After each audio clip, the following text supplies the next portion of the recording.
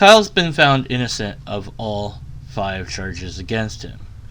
He essentially committed self-defense against 2 people that were coming to try to attack him and do harm to him. By the way, the 2 guys, not that it should matter, but they were white. Apparently a lot of people don't even know that. Like, they think that he killed black people. Not that it should matter what color the skin is the person he killed. He killed in self-defense, at least according to the trial. And I think that the evidence stands. So I posted this on my channel discussion. I'm glad that this happened, and my faith is restored in the justice system, and so on.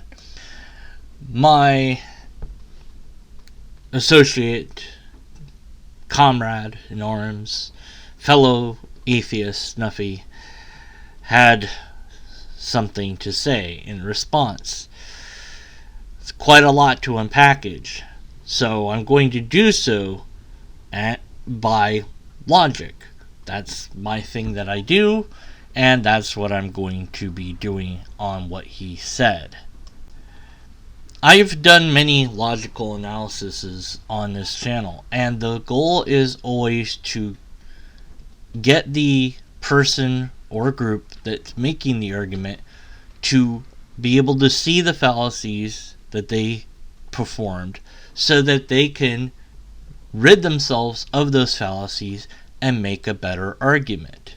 That's all. If you have a valid and sound argument, then I will agree with you completely, 100%, every step of the time.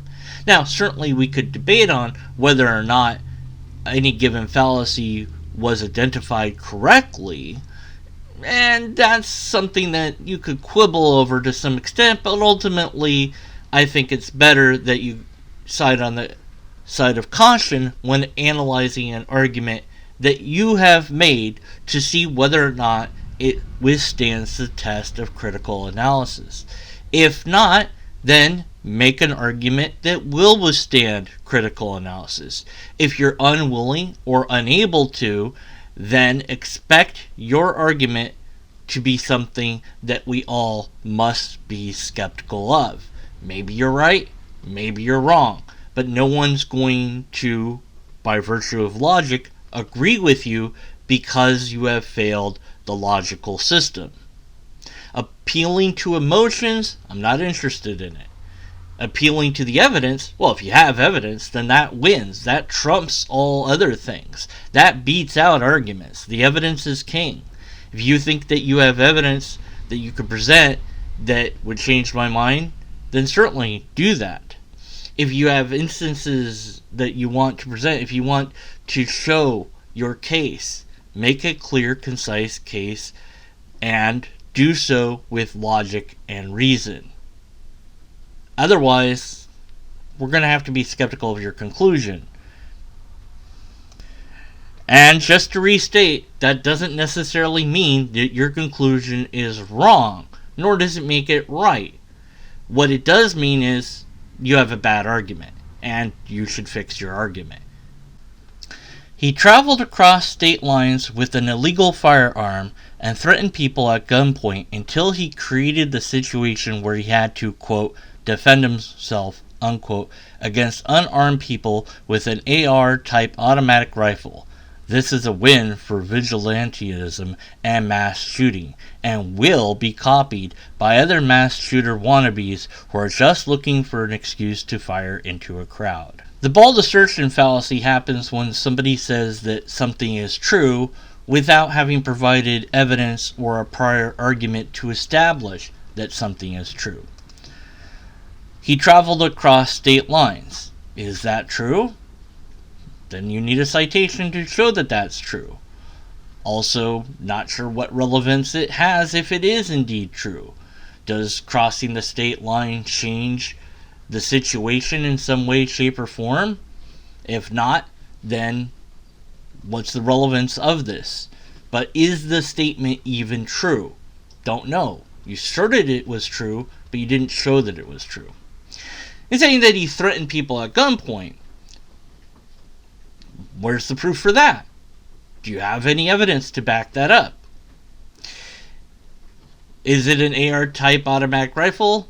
I don't know rifles that well, so I know it was a rifle of some sort, and I'll tentatively grant this, but citation would be good if you're going to say what kind of rifle it is.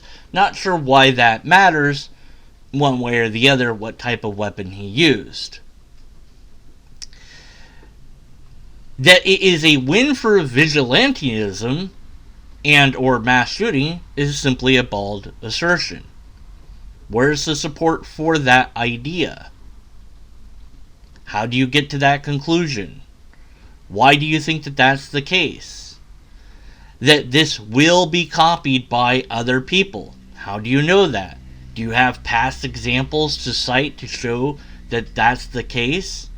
If so, then present that as part of your argumentation. Especially a darker crowd. This isn't a matter of an innocent person defending themselves from an attack on a random street corner. He literally planned ahead, brought an illegal gun, and traveled out of state to wield that gun at what was to be a peaceful protest. A half-truth fallacy occurs when some of what you say is true, but some of what you say isn't quite true, or isn't the full truth. This may have started out as a peaceful protest, but at least from what I saw of the video footage, it didn't look like it was a peaceful protest at this time. There were people setting fires and being rather rowdy and destroying public property, or it might have been private property. I think that the video show that. Now, if I need to cite citations, I will. I could be wrong about this, of course, and if so, then this fallacy doesn't apply. But if I am correct, then this wasn't really a peaceful protest when he entered the fray. His intentions were clear, and he did exactly what he planned to do. Mind reading and or special knowledge is a fallacy that I have come up with in the past that occurs when somebody claims to know what you're thinking or feeling or what your actions are going to be or will be, or anything involving your personal thoughts. I know that you secretly believe in God. No, you don't. In this case, his intent was to do the following. We do not know that. We cannot know that. We cannot read his mind. Now, if he had some sort of manifesto, then that would be worth bringing up, but still we should avoid saying what his intent was, what his thinking was. We don't know those things. And now we have legal precedent. So feel free to go shoot up the next Trump rally. It's self-defense if I can get them afraid or angry enough to, quote, attack me. Will I point a gun at them and call Trump a fucktard? I wonder, how many could I take out? Maybe worth it for just a couple of months in jail and then have, quote, people like you, end quote, semi-joke, call me a hero afterwards. That's the thinking this ruling is promoting. Apples to oranges. False equivalence fallacy. Comparing one thing with something else. They seem similar, but they really aren't. If you had a gun and you went and tried to get people irritated at you, they might not attack you because you have a gun, if they saw you had a gun. I doubt very much that you could get somebody angry enough to try to attack you while holding this kind of gun. But if you think that you can do that, then certainly perform the experiment and let me know how it goes. But I don't think that that's what happened here. He didn't go to the people and swear at them and yell at them and provoke them. He didn't seem to do anything to get these people to come after him. And they weren't empty-handed. So this is not the equivalence of the scenario that you are creating. As far as calling Kyle a hero, I didn't do that. So that would just be a straw man. You are literally siding with the Nazis on this one. LOL, do some homework and tell me how I am wrong. Switching the burden of proof occurs when you make a claim and then say it's the other person's job to prove their side when you have not yet proven yours. You have not yet proven your side. It is not my job to prove my side. Especially when my only claim was that they found him innocent, and I find that as a good ruling. You don't believe that he's innocent, fair enough. You have the burden to show that he's not innocent. And a bit about the Nazi thing. This is poisoning of the well, which is when you dilute the argument by inserting ideas that are bad. Essentially, X is agreed by Z, Z is bad, therefore X is false. Is implicitly what you're saying here. Let's say that it was the case that Nazis happen to agree with this verdict.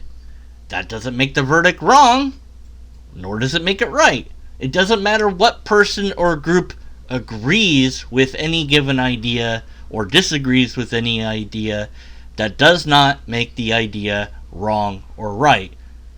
Besides that, what Nazis? No, seriously, what Nazis? Where are they? Who are they? How did you identify them? How do you know that they agree with this? Did they say that? Did they announce this? Did I miss that? No. So, where is your proof that this is a thing? And even if you did have proof, it still would be a fallacy. But you don't have the proof, and it's a fallacy. It's okay to be wrong. I'm wrong sometimes, and when I'm wrong, I'm happy, because then I get to learn something new. Now, here we have a trial that the public got to watch. We got to see, I think, all the evidence. We got to hear both sides of the argument, and I think that the evidence is clear. I think that this man is innocent.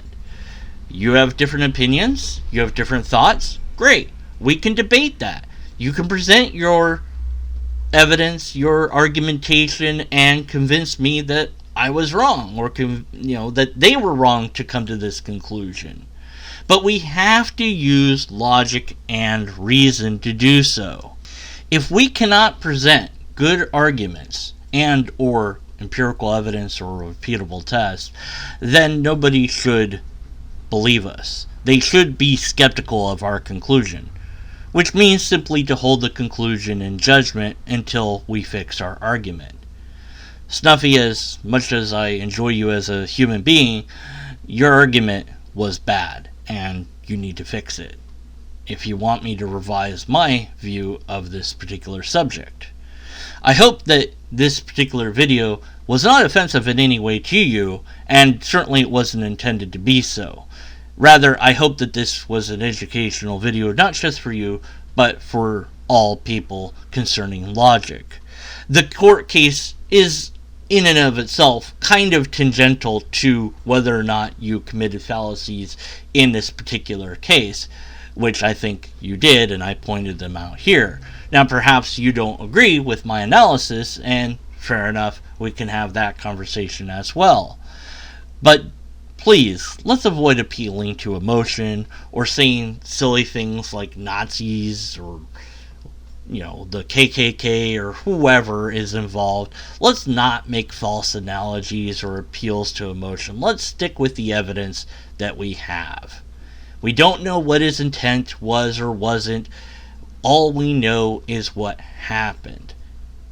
And we have a lot of footage that covers what happened. Now, some of that footage is hard to see what's going on, and some of it's easier to see, and you can complain about several things and quibble over different things and so on and so forth. And that's fine. That's part of debate.